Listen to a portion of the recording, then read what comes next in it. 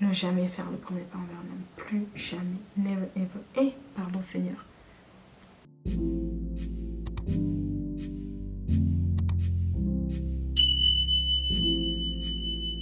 Hello tout le monde, bienvenue sur ma chaîne. Moi c'est Muriel et sur ma chaîne on parle de développement personnel, de féminité, un peu de tout, mais surtout de féminité. Pour cette vidéo, j'aimerais vous dire les 10 leçons que j'ai appris durement durant 2024. Vu que ma chaîne parle de développement personnel et de féminité et un peu de tout, j'ai voulu vous faire cette vidéo là. Tout ça je l'ai noté durant mon winter arc, toutes les leçons que j'ai prises, parce que comme je vous l'ai dit, mon winter arc m'a vraiment permis de faire une introspection de moi et de mon année 2024 qui vient de s'écouler et toutes les leçons que j'ai apprises durant cette année-là. Les leçons ne seront pas forcément dans un ordre chronologique ou dans un ordre, mais je vais vous donner juste les 10 leçons que j'ai apprises durant 2024. La première des leçons que j'ai apprises dans cette année ou durant cette année 2024, c'est boundaries.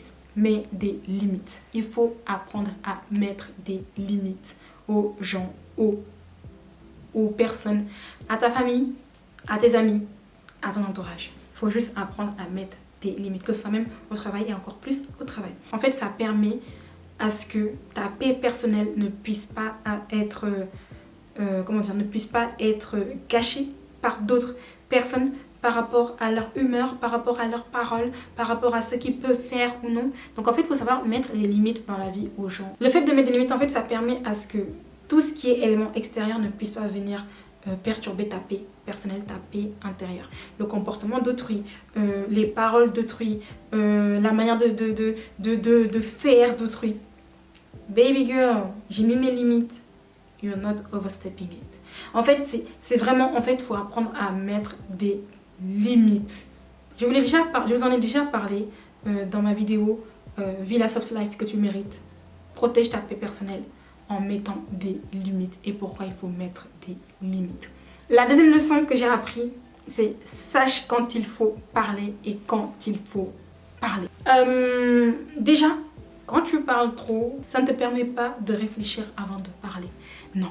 Quand tu ne sais pas quand parler et pourquoi il faut parler, en fait, tu ne réfléchis pas avant de sortir tes mots. Tu ne prends pas le temps d'analyser ce qu'on te pose comme question, ce que tu dois répondre afin d'être directe, concise et précise. Non, tu vas juste ouvrir ta bouche pour parler et parler. Et ça ne sert à rien de parler pour parler. Parfois, il faut savoir se taire, être humble, savoir se taire et savoir quand intervenir. Vous savez chez qui je l'ai appris? Chez ma petite sœur. Ma petite sœur, elle a ça. Et je l'admire beaucoup dans ça. Ma petite sœur, elle parle pas beaucoup. Mais quand elle parle, elle y va droit au but. Une fois, on était en train de faire on faisait un blind test entre cousins et cousines et tout. Et même ma petite sœur qui était assise.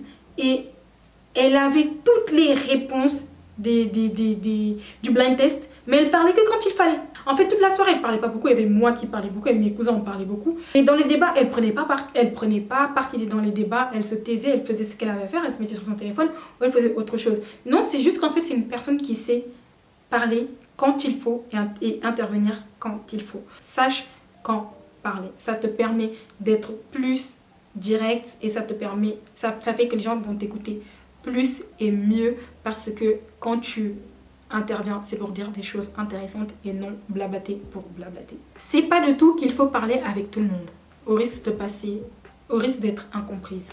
Moi, ça aussi, je l'ai compris durant cette année 2024 et c'est vrai, c'est pas du tout qu'il faut parler avec tout le monde.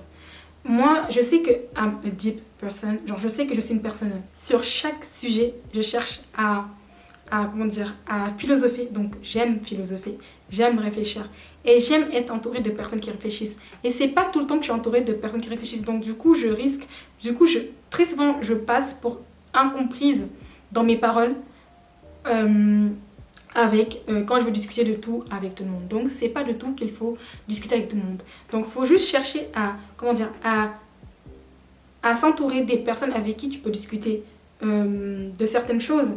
Donc tu sais qu'avec cette personne-là, tu peux aller deep dans les sujets. Avec d'autres personnes, tu fais des sujets light, en fait, tu vois ou pas. Donc en fait, c'est pas du tout qu'il faut discuter avec tout le monde. Il faut savoir qui tu as en face de toi et de quoi tu peux parler avec cette personne. au risque de passer incomprise, au risque de comment dire, de te sentir frustrée, au risque aussi de la frustrer elle aussi. Donc c'est pas du tout qu'il faut parler avec tout le monde. Un truc, cette chose, ça j'aime trop. Je vous ai fait une vidéo et dans chaque vidéo que je vous fais de développement personnel, je vous dis souvent de cultiver votre solitude.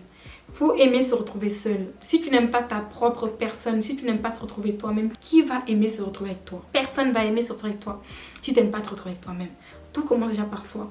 Et savoir être seul, c'est très important dans la vie parce que ça te permet de ne pas dépendre des autres. Ça te permet de te connaître, de savoir qui tu es, ce que tu aimes, ce que tu n'aimes pas, de connaître tes limites, pouvoir aller au restaurant seul, pouvoir aller au cinéma seul, pouvoir aller à des concerts seul. Justement, ça fait que les gens très souvent ils me demandent, mais Muriel, qu'est-ce que tu fais? Tu dates? Bah non, en fait, c'est juste que j'aime trop être seule,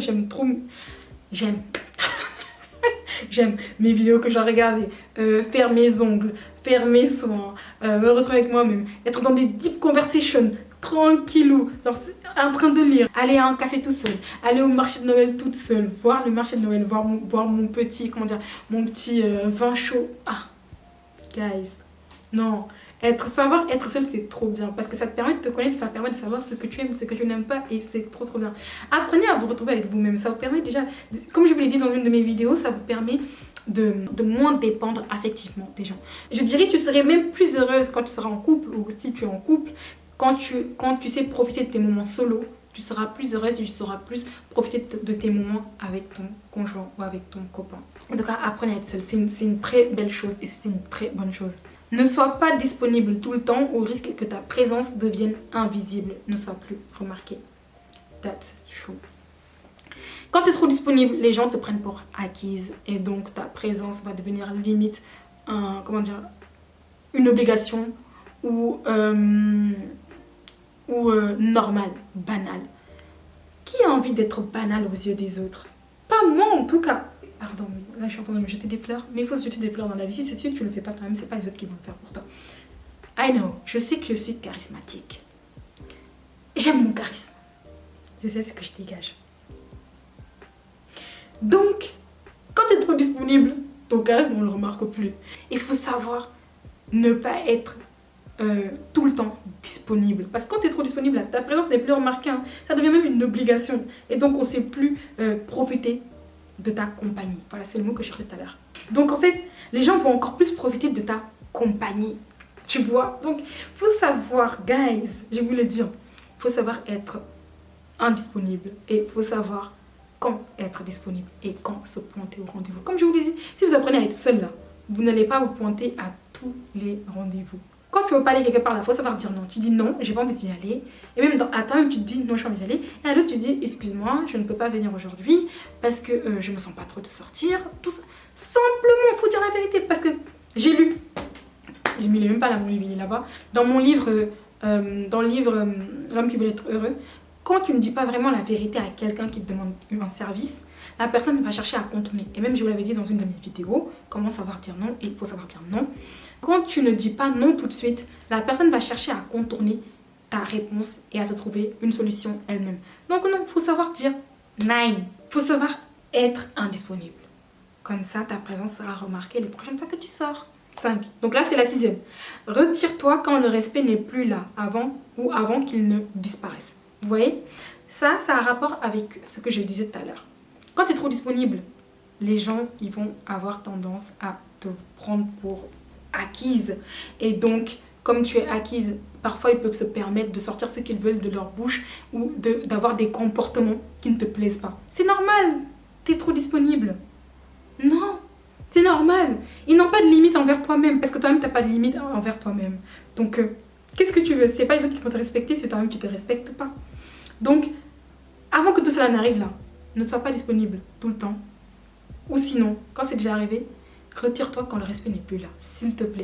Parce que ça va faire que ça va s'enfoncer. Parce qu'un manque de respect va entraîner un deuxième manque de respect. Troisième manque de respect. Quatrième, tu vas vouloir parler, on va dire pourquoi tu parles? On t'a toujours fait ça. Pourquoi c'est aujourd'hui que tu parles? Et là, t'es là. C'est vrai.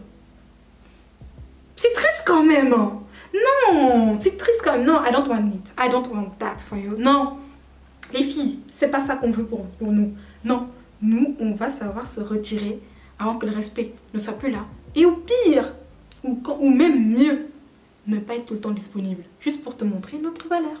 Tout simplement. Va là où tu es apprécié, ne change pour personne. Ceux qui t'aiment, t'aimeront pour ce que tu es. Je vous ai dit, comme je vous le disais tout à l'heure, moi j'aime bien les deep conversations. J'aime bien les conversations profondes. Je philosophe sur tout. Et donc c'est pas tout le monde qui va forcément philosopher sur tout. Et donc tu vas vouloir philosopher sur tout, ils vont te dire « Oh toi ça y est, t'aimes trop penser plus profond sur tel sujet. Oh toi ça y est, t'aimes trop faire ci, t'aimes trop... » Non cousine, c'est juste que t'es pas comme ça et moi je suis comme ça.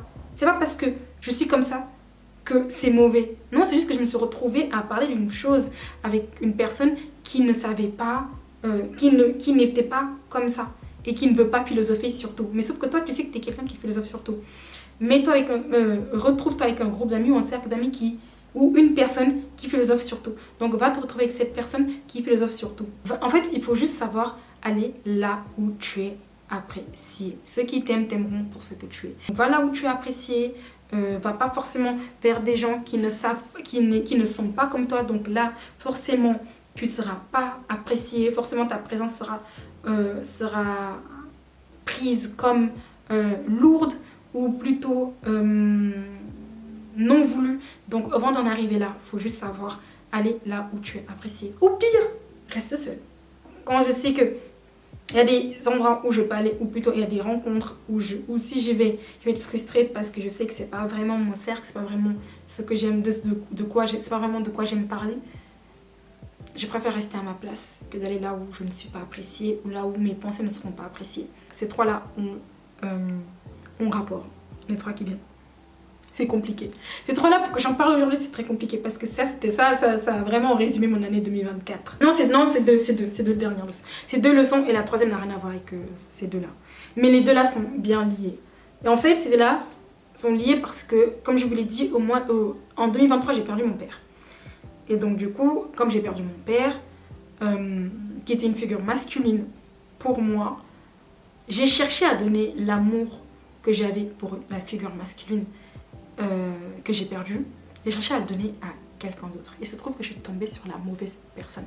Et donc, je vous ai dit dans ma vidéo précédente que j'ai échappé à un pervers narcissique. Dieu sait de quoi je parle. Dieu sait de quoi je parle. Et en fait, comme j'ai perdu mon père, j'ai pas pris le temps de faire mon deuil. Donc, la première leçon que je vous dirais entre ces deux-là, c'est si tu as un deuil, fais ton deuil. Prends le temps de faire ton deuil.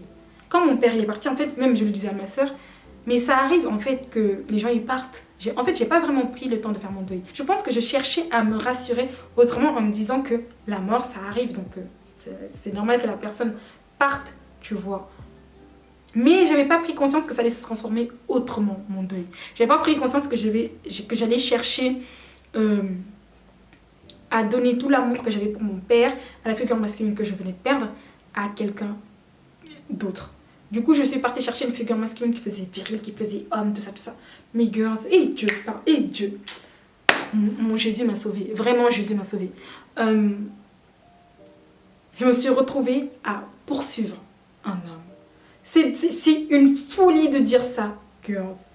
Mais en fait, ça s'est expliqué quand ma collègue m'a dit, Muriel, faut que tu ailles voir un psy. J'ai dit, c'est vrai. Parce qu'en fait, je vais vous expliquer tout ça parce que là, ça paraît fou. En fait, en 2023, j'ai vu que quand j'ai perdu mon père, comme je vous l'ai dit, j'ai voulu donner tout l'amour que j'avais à quelqu'un d'autre. Du coup, il y avait un homme qui me prêtait de l'attention au début, mais sur qui j'étais absolument pas. Mais comme j'ai perdu mon père, petit à petit, j'ai commencé à voir en lui une figure masculine imposante, protectrice, bien masculine, tu vois, beau, magnifique, tout ça, tout ça. J'ai fait un premier pas vers lui. C'est une dinguerie, c'est une folie ce que j'ai fait. Je me suis pas donnée à lui, j'ai rien fait, Dieu merci. J'allais dire quoi? J'allais dire, on sait même pas si parler que ça. On a fait juste quelques échanges de mots lui et moi. Hé Seigneur, j'y pense là, j'ai les poils qui s'érissent tellement j'ai honte. Bref, du coup, mais après ça s'explique. Ça s'explique parce que je venais de traverser. Vous savez, là j'ai chaud, quand je parle là j'ai chaud. J'ai chaud de mes bêtises, les bêtises de Muriel Amélie. Donc du coup en fait, j'en ai parlé à ma parce qu'en fait cette situation a duré 1 an et demi. Il me regardait, on se regardait, il y avait un jeu qui s'était installé entre nous. À un moment donné, j'ai parlé avec ma collègue et elle a mis le doigt sur ce qu'il fallait me dire. Elle m'a dit Muriel, je pense que, ne le prends pas mal, mais je pense que tu devrais aller voir un psy pour en parler. Parce que je pense que tu n'as pas fait ton deuil. Et du coup, tu es partie chercher une figure masculine. Pourtant, ça, ma soeur l'a vécu. Moi, je lui ai dit, c'est parce que tu cherchais une figure masculine. Même mes cousins lui ont dit ça. Pour le mien, là, tu voyez, comme on dit, on préfère voir la poutre qui est devant les yeux des autres, mais on ne voit pas celle qui est devant notre œil. Je voyais celui de ma soeur, mais je ne voyais pas mon problème. Du coup, quand elle m'a dit ça, j'ai dit, t'as raison, je pense que j'ai besoin d'aller voir un psy. Parce que ça fait 1 an et demi que ça dure. Et j'en ai marre.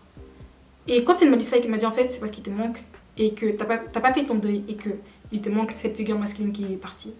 C'est pour ça que t'es comme ça pour cet homme-là. C'est pour ça que t'as tout donné, que t'es comme ça, tu veux tout donner pour cet homme-là. Et donc, va voir un psy pour en parler afin que ça ne recommence plus, afin que cette situation ne se présente plus et que tu puisses faire ton deuil. J'ai dit, Seigneur, merci, tu as enfin dit les paroles qu'il me fallait. Merci. Oui, je vais aller voir un psy. Mais bien sûr, je vais aller consulter. Mais bien sûr, je vais aller consulter. Oui, bien sûr, j'assume. Oui, je vais aller consulter. Je vais aller consulter. Donc, guys, tout ça pour vous dire que quand vous êtes en deuil, prenez le temps de vivre votre deuil parce que vous risquez de vous retrouver dans des situations où vous ne comprenez pas parce que, en fait, c'est ce que vous avez perdu, que vous êtes parti chercher. C'est grave. Pourtant, les gens, ils ont dit, t'as rien laissé paraître. En fait, ce qu'ils savaient, c'est qu'ils ne savaient pas. Ils ne le voyaient pas. Donc, parce que je ne laissais rien paraître et j'en parlais pas. Mais bon, Dieu est grand. Merci à toutes mes tatas qui m'ont conseillé. Tout le monde l'a vu. Muriel, c'est pas un homme pour toi. Muriel, t'es bien plus intelligente que lui. Mais quand vous voyez une figure masculine là et que c'est ce que tu cherches, tu t'en fous de ce que les gens disent. Tout le monde disait Muriel, t'es plus intelligente que lui, ça se voit. Parce que en soi, je pense que comme dit ma soeur, il est victime de son physique. Tout le monde disait Muriel, il est pas pour toi. Muriel, passe à autre chose. Muriel, c'est pas ton niveau ça. Muriel, mais Muriel, qu'est-ce que tu fais là-bas? T'as dépassé ça. Toi, c'est quelqu'un d'autre qui te faut. Tout ça là, ça rentrait par là, ça sortait par là. Parce que j'ai pas pris le temps de faire mon deuil. Donc, girls, quand vous êtes en deuil, prenez le temps de faire votre deuil. Très grande leçon en 2024. J'ai failli tomber entre les mains d'un pervers narcissique. Voilà. La deuxième leçon qui vient par rapport à ça là, de faire son deuil, ne jamais faire le premier pas envers un homme. J'ai fait le premier pas envers un homme. Seigneur Jésus, plus jamais. Never ever, never ever, never ever.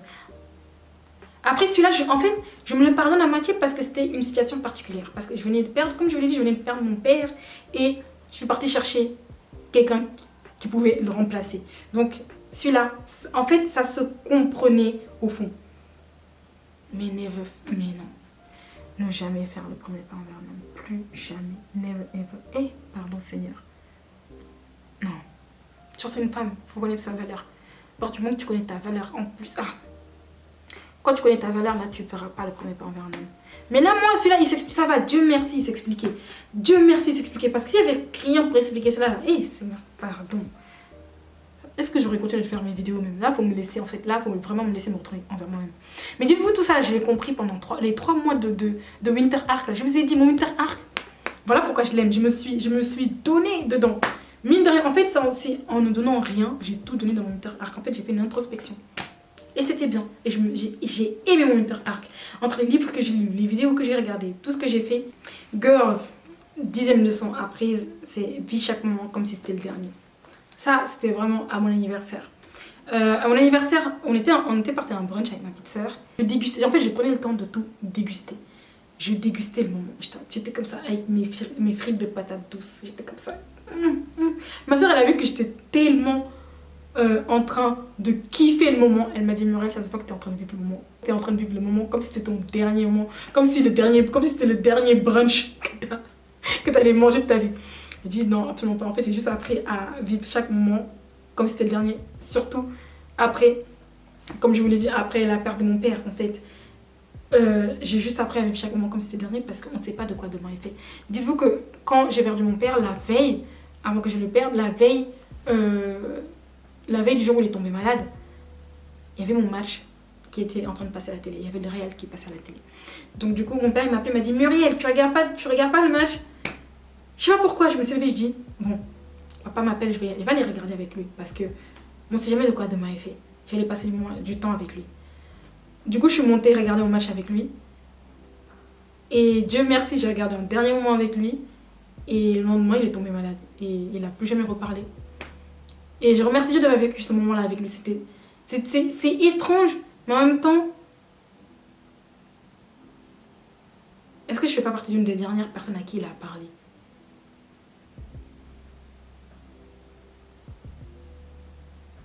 Vous ne savez pas de quoi demain est fait. Donc vivez chaque moment comme si c'était le dernier. Et depuis ce moment-là, depuis que j'ai perdu mon père, j'ai appris à profiter de ça, de me dire, je ne sais pas de quoi demain est fait. Parce que là, comme je vous l'ai dit, la veille où mon père est tombé malade, on était en train de regarder mon match. Et c'est lui qui m'a appelé et qui m'a dit, viens regarder ton match. Et je me suis dit, je ne sais pas de quoi demain est fait, donc je vais venir regarder le match avec papa. Et ben, j'ai bien fait. Et depuis chaque moment, je le vis comme si c'était le dernier. Et il fallait voir mon brunch, j'étais comme ça. Je profitais, je dégustais. Ma soeur me dit, Muriel, ça se voit vraiment que tu es en train de déguster ton truc là. Ça se voit vraiment que tu es en train de déguster, Muriel. Donc, ça se voit que tu es en train de kiffer ton moment. J'ai dit, Priscilla, j'ai appris une chose. Vis chaque moment comme si c'était le dernier. Tout simplement. Vis le moment présent. Bonus. Celui-là, vraiment, en 2024, c'était une année pleine de leçons. Là, c'est treat people the way they treat you. Traite chaque personne comme ils te traitent, tout simplement. Après, j'ai pas envie de te dire de t'abaisser niveau comportement. Admettons qu'ils te manquent de respect, tu vas pas aussi leur manquer de respect. Parce que là, c'est vraiment t'abaisser à leur niveau, on n'est plus à ce niveau-là, nous. Si quelqu'un ne veut pas de toi, vraiment très clairement aussi que tu ne veux pas d'aide. Si la personne t'ignore, ignore. Et il y a un proverbe que j'aime bien dans ma langue, en Wolof, qui dit buñ la fayee sa bor nga mer, c'est que li nga leble woon moo baaxul. That's mean. En fait, ça veut juste dire que si quelqu'un te rend ce que tu as prêté et que tu es en colère, c'est juste que ce que tu as prêté à la base n'était pas bonne. Si la personne se met en colère parce que tu l'as traité comme ça, il faudrait qu'il réfléchisse lui-même, tu vois, par rapport à son comportement envers toi. Girls, on n'est plus là à courir derrière les gens, à vouloir se faire valider par les gens. That's not for us. In 2025, dans cette année 2025 là, tout ça là, c'est pas pour nous. C'est pas pour nous. Désolée, mais c'est pas pour nous. Les gens, je suis désolée, hein. Quelqu'un te traite d'une telle manière, tu le traites d'une telle manière. Parce que, je suis désolée, c'est comme ça que le manque de respect commence. Et qu'après, ça n'a plus de fin. Donc, on t'ignore, tu ignores. On te fait quelque chose, ne va pas t'abaisser à son niveau en mode... Tu deviens pareil qu'elle. Non. Tu sors de là, gentiment, et tu t'en vas. On t'accorde plus d'attention. N'accorde pas d'attention. On te calcule plus. Calcule pas. That's it. Donc, guys, voilà pour moi les 10 leçons que j'ai appris en 2024. In the hard way. Mais bon, c'était des bonnes leçons. Et la base d'où j'ai compris, c'est apprendre à être seule, tout simplement. Et que 2025, je vais aller voir une psy. Non, je vais aller voir une psy. Non, faut que j'aille parler comme ça, au moins. Ce que j'ai vécu ne se représente pas. Et que aussi j'ai compris que je ne suis pas prête à être en couple aussi, qu'il faut que j'apprenne à aimer sainement. Donc voilà pour moi les filles, les leçons que j'ai apprises en 2024 dans une manière pas très facile parfois, mais j'ai appris quand même. Et donc sur ce, je vous dis à très bientôt. J'espère que de ces leçons que j'ai apprises, vous en apprendrez vous aussi et que vous ne referez pas les mêmes erreurs que moi. Et que sur ce, je vous dis à très bientôt les filles, je vous aime.